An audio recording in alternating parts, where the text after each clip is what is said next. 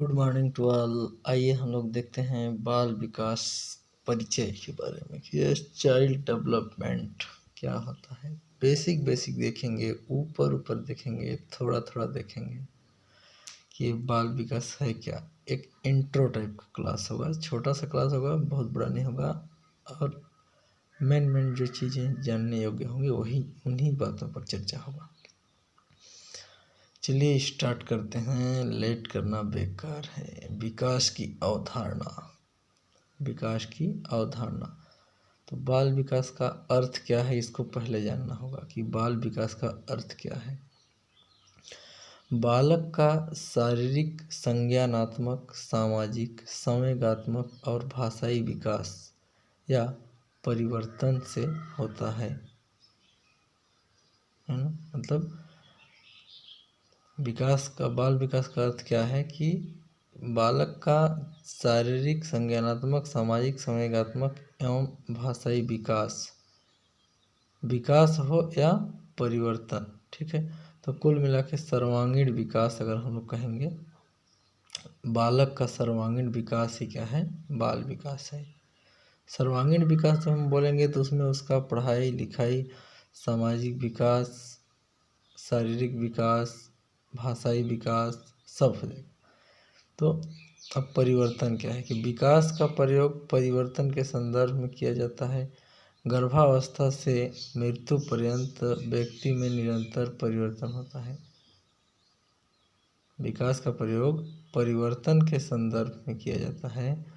गर्भावस्था से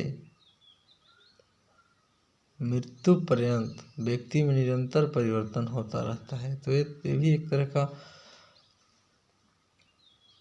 विकास ही है कि विकास का प्रयोग परिवर्तन के संदर्भ में किया जाता है, क्योंकि जब बच्चा गर्भावस्था में होता है वहीं से उसके अंदर चेंजेस होना स्टार्ट हो जाता है।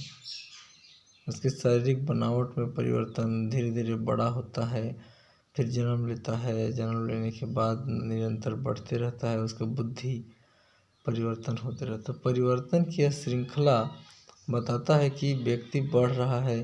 इस प्रकार इसमें केवल शरीर के अंगों का विकास नहीं होता, अपितु इसमें संपूर्ण क्षेत्र में सामाजिक सामाजिक का परिवर्तन सम्मिलित है। तो परिवर्तन का प्रकार कितना है? परिवर्तन दो प्रकार का होता है, मात्रात्मक परिवर्तन और गुणात्मक परिवर्तन। ठीक है, परिवर्तन कितने प्रकार का होता है? दो प्रकार का, मात्रात्मक परिवर्तन और गुणात्मक परिवर्तन। ठीक है, तो अब इसमें मात्रात्मक जो है वो आपका दिखेगा, है ना। इसके अंतर्गत लंबाई का बढ़ना, वजन का बढ़ना इत्यादि परिवर्तन क्या है, मात्रात्मक परिवर्तन है। दिखेगा कि ये मोटा हो गया, बड़ा हो गया, छोटा हो गया, जो भी परिवर्तन दिखेगा वो सब दिखेगा। लेकिन गुणात्मक परिवर्तन वो बाहर से दिखेगा नहीं, है ना। उसमें वो एक तरह से कौशल भी कह सकते हैं हम लोग इसको। गुणात्मक परिवर्तन में कौशल प्राप्त करता है। क्या कहेंगे कि इसके अंतर्गत भाषा सीखने की क्षमता, ज्ञान, तर्क करने का और गामक कौशल में परिवर्तन शामिल होता है। ठीक है, तो ये हो गया गुणात्मक परिवर्तन, मात्रात्मक परिवर्तन। अब देखेंगे हम परिवर्तन की विशेषता कि परिवर्तन की विशेषता क्या क्या होता है। क्रमबद्ध बोले मतलब रेगुलर, कंटिन्यूअस। क्रमबद्ध से तात्पर्य है कि बालक में होने वाला परिवर्तन क्रमिक रूप से होता है। इसके परिणाम स्वरूप व्यक्ति में नवीन विशेषताओं का उदय होता है तथा पुरानी विशेषताओं की समाप्ति हो जाती है। प्रौढ़ावस्था में पहुंचकर मनुष्य स्वयं को जिन गुणों से संपन्न पाता है वे विकास की प्रक्रिया के ही परिणाम होता है। ठीक है, मतलब क्या है कि क्रमबद्ध का मतलब क्या है, लगातार, कंटिन्यूअस। क्रमबद्ध से तात्पर्य है कि बालकों में होने वाला परिवर्तन क्रमिक रूप से होता है। इसके परिणाम स्वरूप व्यक्ति में नवीन विशेषताओं का उदय होता है तथा पुरानी विशेषताओं की समाप्ति हो जाती है। प्रौढ़ावस्था में पहुंचकर मनुष्य स्वयं को जिन गुणों से संपन्न पाता है वे विकास की प्रक्रिया के ही परिणाम होते हैं। सार्वभौमिक विकास एक सार्वभौमिक प्रक्रिया है जो जन्म से लेकर जीवन पर्यंत अविराम है होता रहता है। विकास एक सार्वभौमिक प्रक्रिया है जो जन्म से लेकर जीवन पर्यंत अविराम मतलब बिना रुके जीवन पर्यंत होता रहता है। ठीक है। विकास के तहत परिवर्तन गर्भकाल से लेकर मृत्यु पर्यंत निरंतर प्राणी में प्रकट होते रहते हैं। ठीक है। अब हम लोग देखेंगे कि वृद्धि एवं विकास ये दोनों अलग अलग चीज़ हैं, लेकिन लगते सेम हैं। दोनों अलग है। वृद्धि क्या है और विकास क्या है।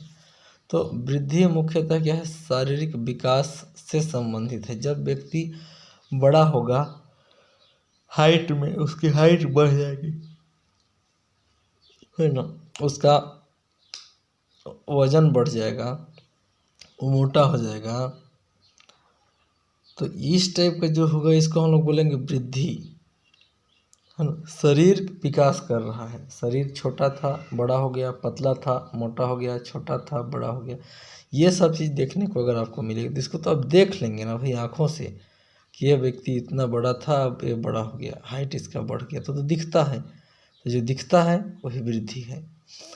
वृद्धि विकास की प्रक्रिया का ही एक भाग है।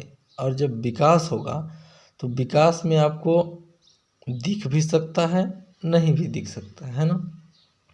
भाई शारीरिक विकास होगा तो उसको आप देख लेंगे, लेकिन मानसिक विकास को तो आप नहीं देख सकते, वो दिखेगा नहीं, है ना। लेकिन मानसिक विकास तो होता है, बचपन गर्भ से ही लेके मानसिक विकास होते रहता है, और यह मानसिक विकास मृत्यु पर्यंत चलते रहता है। परिवर्तन होता है, विकास होता है।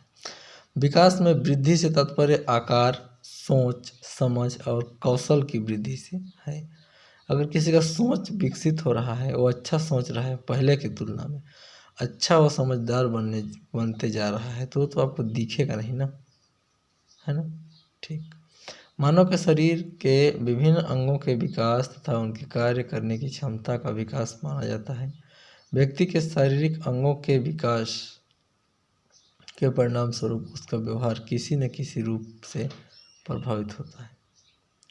ऐसे वृद्धि से अभिप्राय शरीर के आकार में वृद्धि, भार में वृद्धि, दांत तथा हड्डियों में वृद्धि, मांसपेशियों में वृद्धि के अलावा अन्य वृद्धि को भी शामिल किया जाता है। यही वृद्धि कहलाता है। ठीक है। चलिए हम लोग थोड़ा और आगे देखते हैं कि मानव की वृद्धि निषेचित अंडे में विभाजन के परिणाम स्वरूप होती है। विभाजित निषेचित अंडे ही भ्रूण बनता है तथा उनकी कोशिकाओं में वृद्धि से ही मानव शरीर में वृद्धि होती है।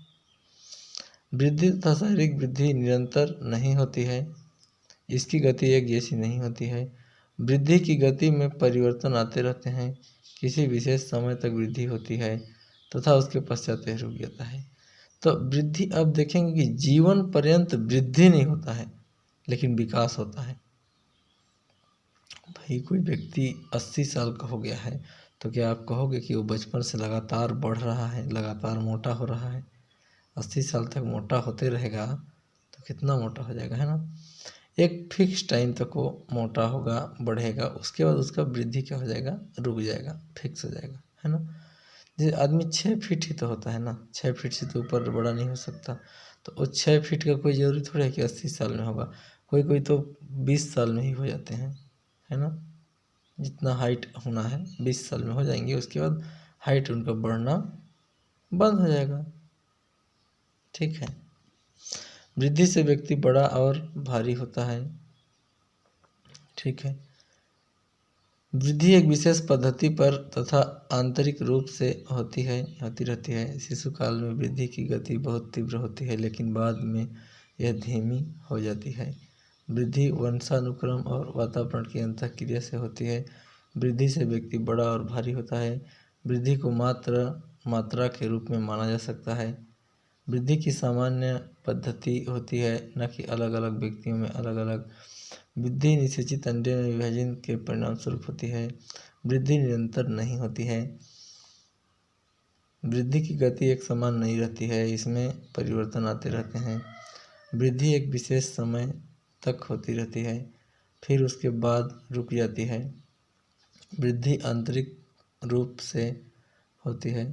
शारीरिक और मानसिक वृद्धि का आपस में सहारा संबंध शारीरिक और मानसिक वृद्धि का आपस में गहरा संबंध होता है। जब लंबाई में वृद्धि होती है तो भार जब लंबाई में वृद्धि होती है तो भार कम हो जाता है। शारीरिक वृद्धि को देखना मानसिक वृद्धि की अपेक्षा सरल होता है। स्त्रियों में पुरुषों की अपेक्षा वृद्धि तीव्र गति से होती है। ठीक है, तो ये था आपका क्या, वृद्धि के बारे में, वृद्धि और विकास। तो वृद्धि के बारे में हमने देख लिया है, बाकी चीज़ें हम लोग बाद में देखेंगे। ठीक है।